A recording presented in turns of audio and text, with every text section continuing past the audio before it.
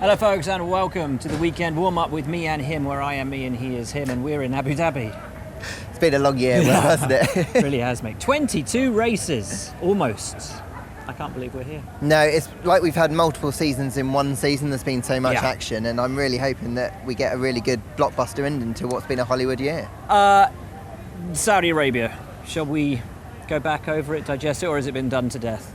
I think that Max was probably a little bit tired talking about it today in the media. I think he wants to try and put it all behind him. And, I'm sure he does. You know, Lewis was looking pretty comfortable, pretty confident. I think he seems to be dealing with the pressure just from a body language point of view a little bit better than Max. But that is understandable because he's got the most experience. Did Max snap in Saudi Arabia?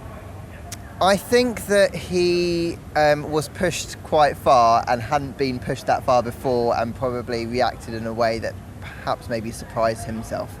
I think he's reined it back in a lot since he's got here. He's going to have to. Michael Massey, of course, reminding the drivers this weekend to race fairly, that the stewards do have at their discretion the means to remove points from drivers should they contravene the International Sporting Code and the notions of decency and fairness on the track. So very important that they have that in their minds coming into this weekend. I don't think it's going to resort to that. I don't think Max or Lewis want to see the championship resolved in that way. No, agreed. I think when they look back on it, they want to win it and win it on track. Yeah.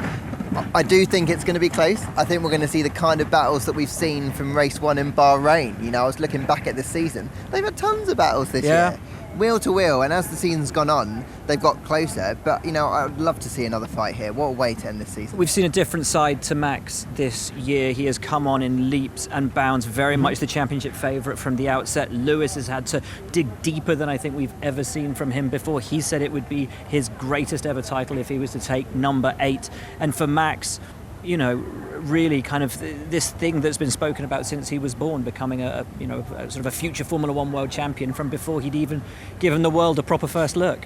It's that kind of championship where you don't want anyone to lose, but the one who wins is going to thoroughly deserve it. Absolutely. And they're just going to thoroughly deserve it, yeah. Let's hear from both of them at the dawn of what will be a pivotal weekend for the two of them. Lewis Hamilton, Max Verstappen, level on points after 21 races. One of them, at the end of this weekend, will be crowned 2021 Formula One world champion. Can't believe that we've had 21 races and you've got to the end and not only you're in the championship fight, but you're level on points. How are you feeling going into your first championship decider? Yeah, I mean, it's basically like how we started the season. But of course now only one race left. For us, I think to be in this position already is amazing, you know, especially after last year where they were so dominant. And I'm just happy, you know, to be here and just look back at the season already. We had an amazing year anyway, but of course now we are here as a team. We want to finish it off in style. Obviously had a tough time out in Saudi Arabia. There's been various things going on in this week. How are you feeling about all of that bubbling along and you are able to just put it all out of your mind? Yeah, I mean, it is what it is at the end of the day, you know.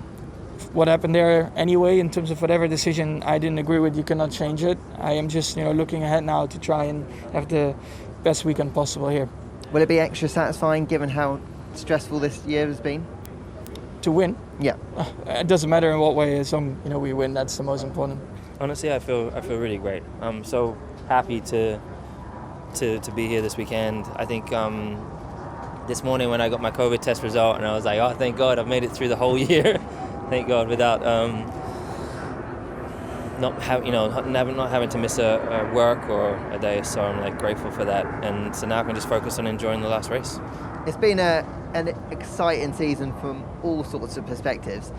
Going into this last race, do you change your approach at all? No. This approach that I had the last few races worked pretty well. So,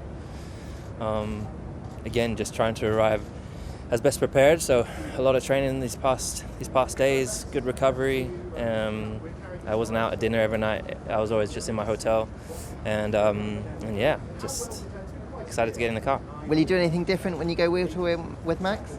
No. Continue to do what I do. It's not just about the Drivers' Championship, though, Lawrence. The Constructors still to be decided. Valtteri and Checo can play their role in that. Yeah, huge role. For Checo, he's just focusing on getting pole and the win this weekend and then see how the rest of the race unfolds. For Valtteri, he's quite emotional at the moment because obviously it's his last weekend with Mercedes, over 100 starts. and he wants to leave on a high. And for him, that teamwork between him and Lewis has been very strong of late. And I think he's feeling that, they've probably got the edge at the moment, and hopefully that they can follow it through. Another battle in the Constructors between Ferrari and McLaren for third. McLaren came out of the box looking really fast this season, but Ferrari have done an outstanding job to take that back, and it looks like, unless McLaren have another Monza-style weekend, Ferrari got that P3 wrapped up. I spoke to Lando and to Charles today. They're split by 4 points coming in this weekend. Tense, isn't it? Yeah, it's incredibly close between all of them. And you think Lando had that great start to the season. He was so happy, sitting third in the drivers for such a long time. He's had a really strong year, and he knows that he can only really control the controllables, and that's one of the things he's learned this year, that the team has taken a step back over the last few races, or Ferrari have taken a step forward. There's nothing he can do about that, so he's not getting overly stressed. For Charles, he's just super happy with how Ferrari have come, not just this season, but really from kind of early 2020, that development through the last 2 years to find themselves in the place they are now. I know you spoke to Carlos though, who's in a really good place at the moment. He feels super comfortable with the car, to the point that he turns up in FP1 and he can get up to speed quite quickly, and we saw that in Q1 last time out in Saudi Arabia. He was able to kind of challenge those top 3 positions quite early doors, and that's kind of been a backbone to that consistent run where he's got 13 or 14 races in the points. and he melded so quickly with the team. But I know the one thing that Mattia wanted from him was to stop making those. He would always have one little mistake each weekend, and he just has been able seemingly to work that out. And he's ironed it out, and he's got a really good relationship with his close team of engineers, and that's really starting to click now, and the rest of them love him. So I think when you've got that going and you've got a hybrid system that's working very well, it's no surprise they're doing so strongly. Daniel Ricciardo's had a difficult year. Of course he has. We've seen that struggle to adapt to the car, but in trying to understand what was going wrong, he's had to sort of delve deeper and really scientifically look at how he drives and where the speed comes from, and really understand himself as a driver, something he's never done before. It was a fascinating chat we had with him today. So let's hear from Daniel Ricciardo. Let's look back on this year. I know it's not quite been what you hoped it would be. How much has it taught you about yourself, your adaptability, and kind of the rigors of the sport as a whole? I think after the fact of Monza, there was a lot of things, things like belief and self-doubt and all that was definitely questioned in the first half of the year at times, and trying to just fight some of those feelings, but then to let's say make Monza happen the way it did, it was reassuring, that everything I still believed was possible, I kind of proved to myself that it was. And I think, the team around me, who had certainly had my back, but were just kind of waiting for that moment, I guess. It's all these things like persistence, perseverance. And I think for anyone, you'll always find moments of, I don't know if it's lack of motivation or doubts or just a frustration within, in my case, the sport. But kind of just staying hungry, staying true to everything I still believed that was possible. I think that helped a lot and made me arrive, to that moment in Monza with a chip on my shoulder, but it was a good chip. It wasn't like a negative energy, it was a good chip, one that was worth fighting for. Battle for fifth in the Constructors has been great all year, but those last 2 races, Qatar, Saudi Arabia, podium for Alonso, 4th place for Ocon, it's really taken it towards Alpine. Yeah, Alpine have really accelerated in the last couple of races. The real strength this year has been that they've got 2 cars in the points consistently, and they kind of went off the boil a little bit, and they've kind of brought that back. Fernando operating at such a high level. Yeah. You've got Esteban driving on an upward trajectory as well, and there's nothing AlphaTauri can do about it. You spoke to Esteban? Yeah, he was in really reflective mood at a year that I think, with that win in Hungary, some real high points, and I think there was some pressure on him coming into this season that Fernando Alonso is alongside him, but I think he's dealt with it really well. He's pleased with how he's dealt with it, and he feels that's a really good springboard looking into next year. I spoke to Fernando as well, and I don't think it could have gone any better for him, he was saying, this year, because he just wanted to have that platform so that for 2022 he's ready to go. At AlphaTauri, I spoke to Yuki Tsunoda. Obviously, it's not been the easiest of years for him. He said that he was so focused on the way he used to drive in Formula 2 that he was pushing too hard, too early, realised he'd got way more practice time and he didn't have to just launch himself in, because of course in F2 you've got 1 practice session, then quali, then the race. he'd got more time. He could take it a little bit easier, and it took him a while to kind of adapt to that. But now he's kind of got it nailed. He's not overly happy with his year. He knows he made too many mistakes, but I think a lot learned. You spoke to Gasly, who's had an astonishing year. Yeah, he called it his best year yet. He was delighted to get to a century of points last time out, and you know, there's been a number of races actually where it hasn't gone his way, and yet he still performed so strongly. And you know, they're getting everything out of him. He's getting everything out of himself, and he's just looking at next year being even better. That's amazing, isn't it? He's just so strong. Let's hear though from Fernando Alonso, returning to the sport in 2021, and what a season he's had. The season has been good for me. You know, has been a good comeback. I really enjoyed my time this year on track and also off track. You know, I had good fun, and the level of intensity that I put in the year, it was very high, and even if it was a long season for me, it didn't feel that long. You know, I'm happy all the way to come here in the paddock. I think we are better prepared for 2022, which was also the meaning of this comeback in 2021. And as points and how competitive we were, I think this is the best season for me from 2014. So, you know, I'm happy also with the performance. As if by magic, a wild Sam Collins appeared. Way, welcome. Thank you. Wild? I know. So, you are the resident tech analyst and all things tech. Talk to me. Talk to us. Talk to them. Talk to the folks at home about the incredible battle that we've seen, I think, between Red Bull and Mercedes this year. Because let's be honest, when we left testing at Bahrain at the start of the year, Red Bull looked bolted on favourites. And here we are now, and it looks like Mercedes are going to win the Constructors. It does absolutely look like Mercedes are going to win the Constructors. It's actually got to go really badly wrong for Mercedes to not win the Constructors on Sunday. However, coming into the season, Mercedes had got it wrong. Yeah. The car didn't work. It didn't handle. I thought they had no chance. The drivers barely could keep the thing in a straight line when we were just down the road in Bahrain. But now the car is planted, it handles, it works. And actually, with the new rules, it's really thrown all of our assumptions about different circuits and different car performance in the bin. Yeah. So I would have put on paper that this circuit would be a Red Bull track. But actually it might not be. And actually with the circuit changes, they're so significant that the FIA have categorised this as an entirely new racetrack. Oh, really? That's fascinating. What do you think has made the biggest difference this year? Number one, why did Red Bull come out of the blocks so strongly?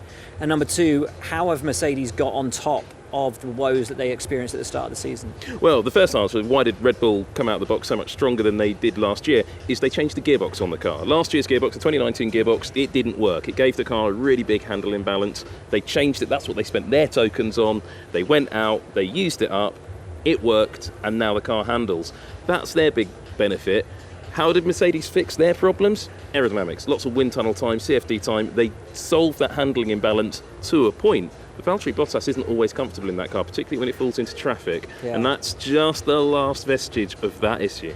Fascinating stuff. I wish we could talk for longer. If folks want to hear more from Sam, which I'm sure they do, F1 TV Tech Talk later this week, where something that we thought might have happened with Mercedes earlier in the season and we were hypothesising about during pre-season testing, I think we've got a confirmation that it's actually happened, and that's why there was no token spend this year. You can hear more about that. Yeah. Yeah, absolutely can. Was there token spend though? That's the question. Don't give it away yet. Don't give it away. No, we will talk about that. F1 TV Tech Talk. Thanks for coming on, mate. Thanks, mate. Professional. We've got to throw to our next interview, haven't we? Aston Martin, you spoke. You didn't. I did. I spoke to both Aston Martin. This is going great. Aston Martin, I spoke to Lance Stroll. And actually, quite a chatty Lance Stroll today. Feels like the team have made a really big step forward from where they started the season. Sam, of course, Aston Martin, like Mercedes, very similar design philosophy, caught out by that regulation change at the start of the season and pretty flat-footed by it all the way through the year. And Seb hasn't had the season that he wanted either, but can see the positives in the team as they take their strides towards 2022. I know it's not been the season that you wanted or expected, but have you enjoyed yourself in 2021? Yeah, sometimes more, sometimes less. Obviously, I'm here to win, and if you're fighting for the back of the midfield, and then it's not very satisfying. But we had some races where we were a little bit higher up. We had 2 podiums, which one was taken away, but nevertheless, some good races. So, some races I enjoyed more, others less. How important has your experience been, and how much has the team drawn on that to get them out of the difficult spot? Well, I hope I didn't get them into the spot. But yeah, I don't think it hurts to have that experience. But there's always stuff that you can learn, stuff that I learned, stuff that we learned as a team this year. So hopefully we can take all the good into the next year and leave all the bad here. Which brings us down to P8 in the Constructors' Championship and Williams, who have had a way better year than they were expecting. Definitely, I don't think they would have thought they would get that many points finishes, and then of course that podium at Spa. It's been quite a season. They had a purple patch and it's kind of tailed off a little bit, but that's kind of understandable given that they knew that their car was not going to be developed that much more and the focus was on 2022. You spoke to Latifi?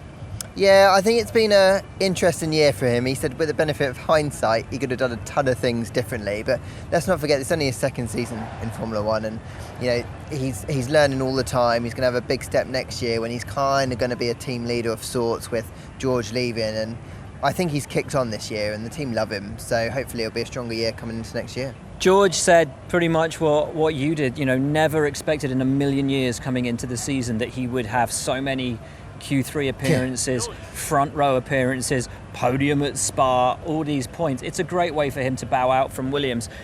Obviously goes to Mercedes next year, Lewis Hamilton's teammate, but he said he will always carry Williams in his heart. Nice. And the perfect result for him would be Mercedes have got out and out the quickest car next year and Williams is second fastest. That's what he'd love to see, which is kind of nice. It's a really nice moment, yeah. And he leaves the team in a much better place than when he joined, right? So that's only a positive for everyone involved. Night and day. Alfa Romeo, 2 drivers departing, Antonio Giovinazzi. Yeah, all change. I feel for Antonio. He was saying for now, every time that people talk about his future, he goes, I'm leaving Formula 1 for now, because he still believes that at some point he'll come back. He just wants to go out on a high. Had a great result last time out in Saudi Arabia. Raced beautifully in Saudi. And, he's done that many times this year. Just hasn't quite got that final result. So, hopefully he can go out with a bang this weekend. I got to talk to Kimi one final time for a Thursday, and it was actually really great. He was talking about the happy memories he's got from all his time in Formula One. But also I said, you've got this massive legion of fans out there.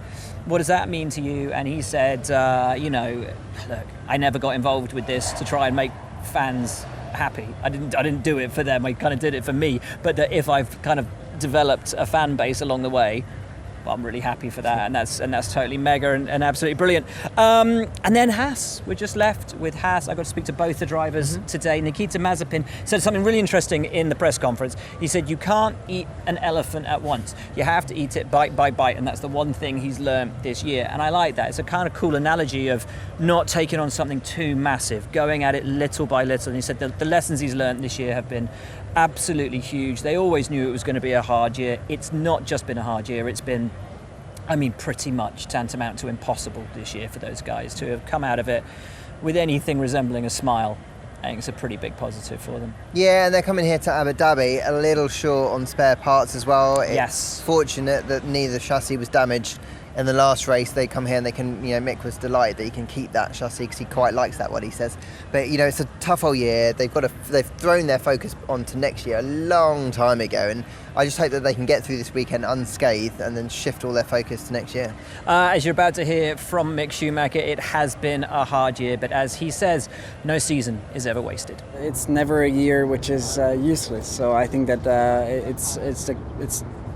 it's contrary to that. It's like it's really been helpful for me. I've learned so much. I've been able to take away so much, and hopefully stuff that I'll be able to use in a very positive way for next year. And I've been able to get to know the team super closely, and it's just fun working with them. Has it actually made things a little bit easier that the pressure, the expectation wasn't there? Because had you been in a car that was capable of making Q3 and scoring points, you might not have been able to have been afforded the opportunity to learn as you have. Well, obviously, I think as a driver, I would have always enjoyed having a car which is able to fight for the World Championship. Unfortunately, we didn't have that this year. But nonetheless, nothing speaks against it for us being positively impressing people next year. And our goal, let's say, is to be consistently in the points. And if that's also, if a podium comes around by that would be great. And that then is pretty much it from this week's weekend warm-up, the last weekend warm-up of 2021. We've brought Sam back for predictions time. Have at it. I've got some predictions. Go for it. Right, so... For the weekend and the championship. Well, it's much the same thing, isn't it? Okay. So Mercedes, they're going to win the Constructors' Championship. I said that earlier. They've got to do badly not to win it. Drivers' Championship, though, that, as we know, is on this knife edge. I know who's going to win the Drivers' Championship. Okay. It's going to be the stewards in the race control room. That's where this is going to go. You know what? And We go all the way that. through this. it's going to be decided by a 5-second time penalty at the end of the Grand Prix. But who? To who, though? Well, I don't know. That's not a prediction, man. That's not what people tune in for. Lawrence, predictions, please. So I'm going for Mercedes going to win the Constructors. I think that they're going to be able to end it on the track, and I think Lewis is going to pit Max. Okay, but I mean, top three? Yes, I think it's going to be. I think Lewis is going to win. I think Max is going to come second. I think Valtteri will get third. Your top three? I think Max, Lewis, Valtteri, but then there'll be a change after the race. I'm predicting Lewis Hamilton takes an engine change and starts the Grand Prix from 20th and last. Max Verstappen crashes again in qualifying, starts from 19th. They have the entire Grand Prix battling through the field, and Lewis Hamilton finishes 9th. Max Verstappen finishes in 10th with fastest lap, therefore taking the World Championship on countback. Top three at the end of the Grand Prix will be, I don't know, Sergio Perez. Lando win. Yeah, let's get a Lando win. No, I'll jinx him if I do that. Sergio Perez wins. Valtteri P2, Kimi P3, and everyone's happy with that. That's pretty much it. Or wait, how would that work? Max finishes P9 with fastest lap. Lewis has finished 10th, but they have a little clash, and then Max gets a penalty, but still finishes in 10th, but with the fastest lap and still wins the World Championship, so it doesn't matter anyway. There you go. There you go. Nice to 6-6, Will. Thanks. It's been a long year. Folks, thank you so much for bearing with us for 21 of these. We do appreciate it. Thank you for tuning in. Enjoy this weekend. Whatever happens on track, it is bound to be an absolute thriller. The Formula One World Championship has never been decided on countback in its entire history, and has, I believe, only once been decided at the final race, where the two protagonists have entered on level points. Cannot wait. Enjoy it. Keep it nice and calm on the socials, and we will see you through the weekend. Thanks for tuning in.